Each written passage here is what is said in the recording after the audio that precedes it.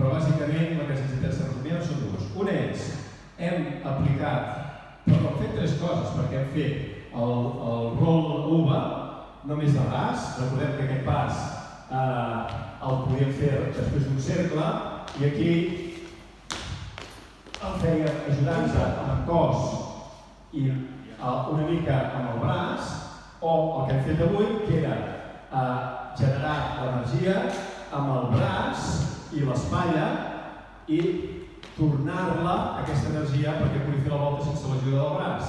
Això, si ho fem parats, costa més. I si venim d'un cercle, és una mica més senzill, perquè això ens ajuda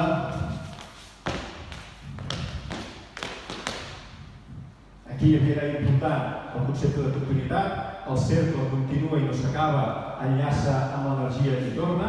Segona, el líder no ha de seguir a la follower, tampoc s'ha de quedar darrere per mi que era desarmat, sinó que simplement s'avança una mica perquè es pugui generar energia i connexió aquí. I llavors tornem a aquesta energia. Molt bé. Segona cosa que hem fet, per ajudar-nos a sincronitzar-nos amb la música i també per treballar les dinàmiques, hem fet cercles de 6, de 8, de 10 i d'infinit, d'acord? De tal manera que la follower sap que s'acaba perquè jo ja no faig més energia. Si no faig més energia, hi ha un triple al final. Si faig més energia, faig passos i quan vull acabar-ho, faig el triple perquè mato el pas. I si vull fer més,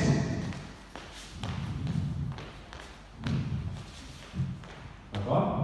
Última cosa, com que és el mes del Franqui, hem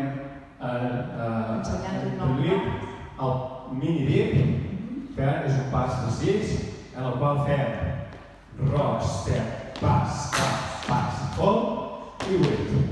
Enllacem-lo amb un final. Vinga. 1, 2, 3, que canvio la mà. 7 i 8. 1, 2, 3, 4, pas, hold. Torno a enllaçar aquí. Canvio de mà, fem una altra. 1, 2, pas.